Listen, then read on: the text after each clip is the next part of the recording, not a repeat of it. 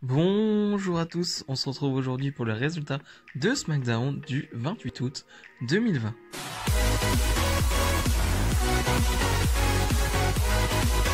Le nouveau champion intercontinental Jeff Hardy arrive sur le ring, mais il va vite être interrompu par AJ Styles, voilà, l'ancien champion qui a perdu son titre la semaine dernière et qui va traiter Jeff Hardy de tricheur, ce qui est un peu vrai parce que la semaine dernière Jeff Hardy a gagné en mettant un coup d'attelle en quelque sorte, pas vraiment volontaire ou peut-être volontaire, on ne sait pas, mais voilà, il a gagné avec un coup d'attelle. Et du coup, voilà, AJ Styles le prend très mal, hein, forcément, mais Jeff Hardy, on a peur, rien à faire. Et Jeff Hardy dit tout simplement, moi j'ai un open challenge à faire. Et donc, c'est Shinsuke Nakamura qui va répondre à cet open challenge. Donc on va avoir un match d'une dizaine de minutes. Euh, sympa sans plus, j'ai envie de dire, y a rien à retenir. C'est un bon petit match, ça va pas plus loin que ça, c'est-à-dire que ça fait pas de suspense, il n'y a pas de suspense, on sait qui va gagner, on sait qui va l'emporter, on sait qui va conserver son titre, mais voilà, c'est un bon petit match. Si on peut avoir des Open Challenge de Jeff Hardy comme ça chaque semaine, ou enfin, en tout cas assez souvent, ça peut être cool. Là, c'était sympathique, mais sans plus, Jeff Hardy va l'emporter sans vraiment de suspense, il n'y a pas vraiment un moment donné où je me suis dit que Nakamura pouvait vraiment l'emporter. C'est vraiment, ça coule de source, hein, vraiment c'est tranquille. Et Jeff Hardy qui va s'en aller, mais qui va être confronté par Sami Zayn. Sami Zayn qui arrive lui aussi avec un titre intercontinental. Je rappelle qu'il ne l'a pas perdu, qu'il a été rendu vacant, qu'on a fait un tournoi derrière pour dire qui était le prochain champion intercontinental. Mais Sami Zayn, on ne l'a pas vu depuis des mois, 4-5 mois il me semble. On savait pas trop, c'était à cause du corona ou ce genre de choses, Sami Zayn n'était pas trop d'accord avec ça, de venir ou peut-être une blessure, enfin bref, plein de choses sont sorties, on en saura peut-être plus les prochains jours, mais voilà, Sami Zayn dit que c'est lui le vrai champion, tout simplement, qu'il n'a pas perdu son titre, et il va porter un kick dans la tête à Jeff Hardy et s'en aller, et voilà, AJ Styles va vouloir confronter Jeff Hardy, mais Jeff Hardy va se relever. C'était super, Sami Zayn qui revient. Après, en plus, en backstage, en interview backstage avec Kayla Braxton, il va parler en français, il va dire le champion. Alors, je regarde pas AEW, mais ça m'a fait forcément penser à Chris Jericho quand il dit je suis le champion. Ça m'a forcément fait penser à ça. Je sais pas si c'est fait exprès ou non, mais en tout cas, Sami Zayn parle en français et dit je suis le champion. Donc, j'y ai quand même un peu pensé. Mais moi, je pense à un match à 3 entre ces trois mecs qui peut être génial. Imaginez Sami Zayn face à Jeff Hardy face à AJ Styles. Mais les gars, enfin après voilà, on sait pas, c'est pas le Jeff Hardy d'il y a 10 ans, c'est pas AJ Styles d'il y a 3-4 ans, mais c'est pas le Sami Zayn non plus d'il y a que 3-4 ans. Mais quand même, l'affiche a fait rêver, donc j'espère qu'ils vont nous faire ça. Mais je suis quand même très content de revoir Sami Zayn, vraiment, je suis très heureux de le voir. Petite Firefly Funhouse avec forcément Bray Wyatt. Bray Wyatt qui va nous dire tout simplement qu'il est le nouveau champion universel, qu'il est très content de retrouver ce titre et que cette fois-ci il va pas se le faire piquer par un certain vieux monsieur, hein, on connaît la personne. Et on va surtout avoir Adam Pearce, un des membres de la WWE, qui doit faire signer le contrat à Bray Wyatt, et Bray Wyatt dit mais c'est pas à moi de le signer, enfin en gros il te fait comprendre mais je suis pas le film, c'est pas à moi de signer, et l'autre il va te dire ouais mais je crois que t'as un peu des relations avec, un peu étranges et tout, et Bray Wyatt il va faire genre d'être vénère, il fait ok bon bah, c'est bon je vais signer, enfin bref c'est du Bray Wyatt, hein, il va signer ça, et voilà, c'était une petite Firefly Funhouse mais bien sympathique. Matt Riddle arrive sur le ring et veut tout simplement Baron Corbin, il veut l'affronter ce soir. Baron Corbin va arriver, va lui dire ok mais non, j'ai pas trop envie, en fait c'est Shorty G, hein, Chad Gable qui va arriver. Il y a une petite alliance entre Chad Gable et Baron Corbin, on pensait que ça allait être fini, que Chad Gable allait finalement dire non. Bon bah pour le moment on sait pas trop, Chad Gable est un peu partagé, donc on a Chad Gable contre Matt Riddle, hein. Sur le papier je me dis yes cool, enfin un super match entre les deux, ça peut être vraiment cool, leurs deux styles peuvent vraiment super bien fonctionner ensemble et tout, 2 minutes de match. Voilà. Ce qu'on voit encore en 1 minute 32 minutes, c'est cool, hein, mais 2 minutes de match, donc qu'est-ce que tu veux dire? Enfin, y a rien à dire. Tout simplement, 2 minutes de match, quoi. Donc voilà, Matt Riddle va l'emporter en 2 minutes. Que Matt Riddle l'emporte, cool, mais j'aurais aimé voir un peu plus.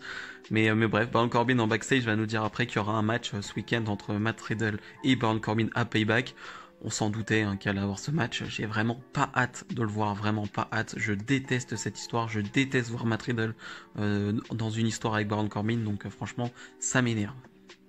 Promo de Sasha Banks et Bayley. Bayley qui va s'excuser hein, pour la défaite de Sasha Banks le week-end dernier.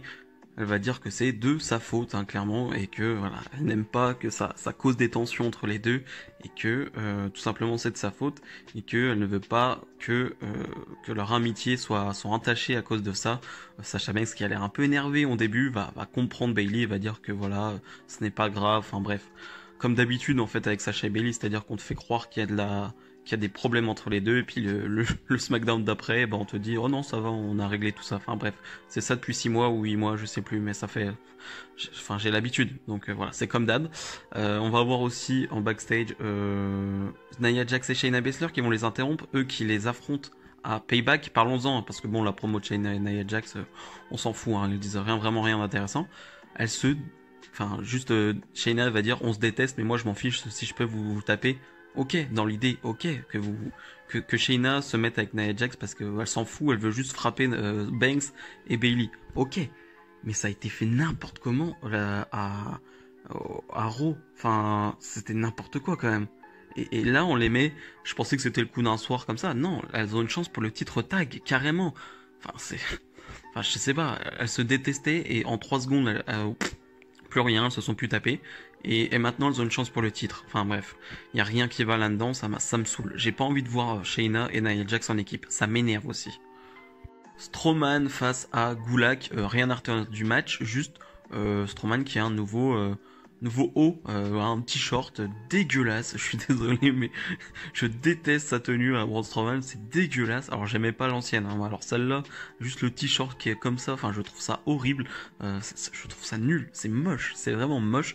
Et en plus il est pas vraiment rasé, il est plus trop chauve, donc ça fait vraiment une calvitie. Enfin là, Braun Strowman très moche, tout l'ensemble est pas terrible, là, vraiment. Nul. Strowman va l'emporter forcément et va signer ensuite le contrat pour le match de ce week-end. Kalisto face à Cesaro. Qu'est-ce que c'était bon. Encore une fois, c'est trop court. Vraiment, on a quoi 4-5 minutes de match. C'est trop court, c'est trop nul. Mais qu'est-ce que j'aime Kalisto face à Cesaro. Enfin, j'adore Cesaro face à des petits gabarits. Tu sais qu'il peut te faire des trucs d'enfer avec sa force, tout simplement.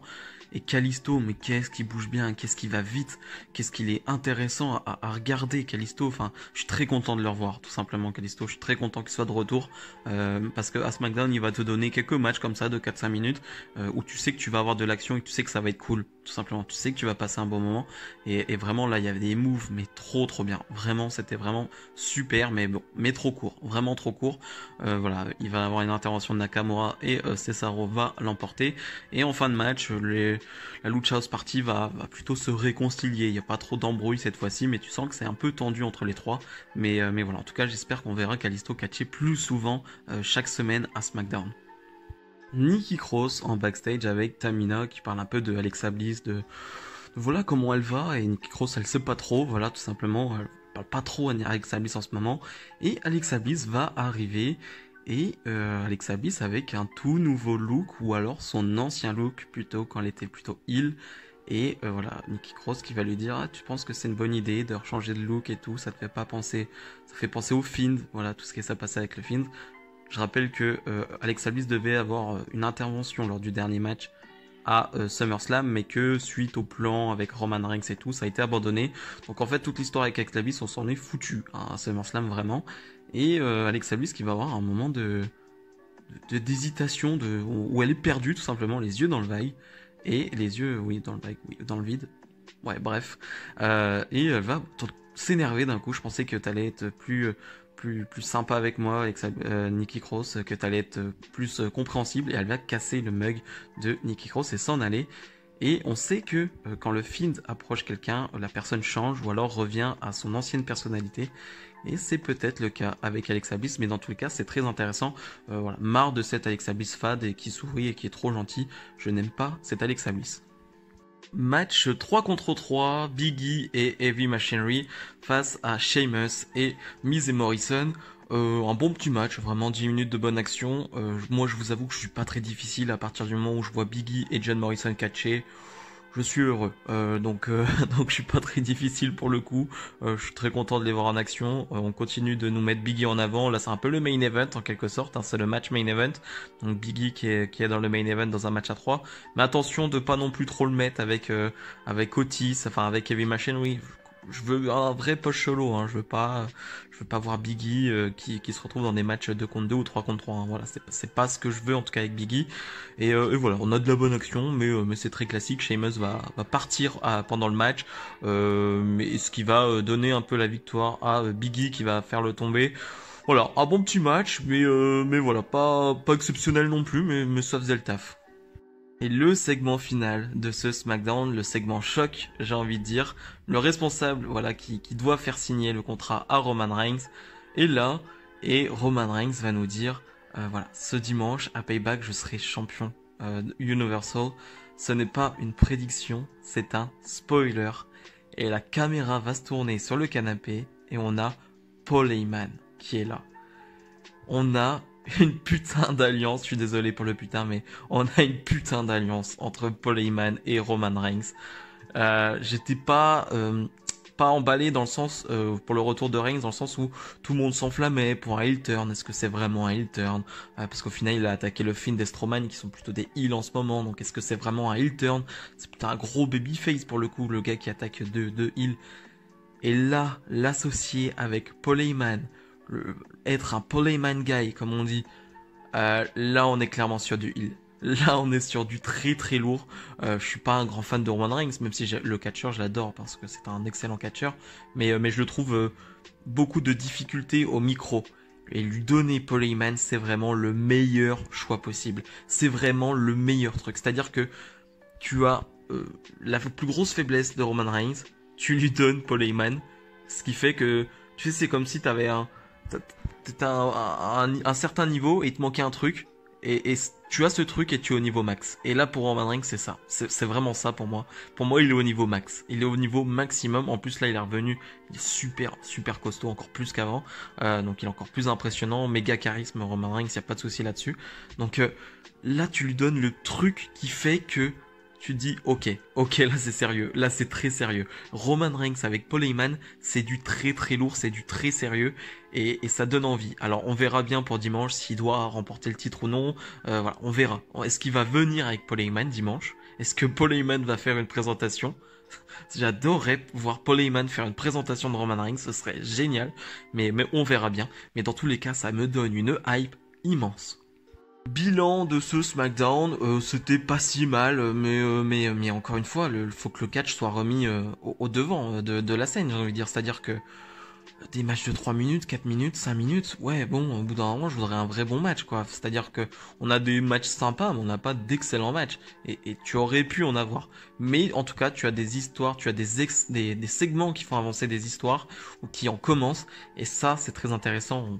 Forcément parler de Roman Reigns et de Paul Heyman, mais voilà, je trouve que même le truc avec Alexa Bliss, voilà, il y a des trucs très sympas, vraiment, et ouais, ça donne envie en tout cas d'être à Payback. Vraiment, ça m'a quand même donné envie d'être à Payback, pas pour tous les matchs forcément, mais ce match à 3 entre Strowman, le Fiend et Roman Reigns me donne très envie, même si je sais pas sur le ring ça sera très bon, mais en tout cas pour voir la finalité, comment ça va se passer, j'ai une hype pour ce match. Donc voilà, si ça vous aussi, vous avez aimé cette vidéo, comme d'habitude, n'hésitez pas à mettre le petit pouce bleu, à vous abonner, voilà, ça ferait énormément plaisir, et à me donner votre avis sur ce show en commentaire. Nous, on se retrouve dès lundi pour la review de Payback. Salut, salut!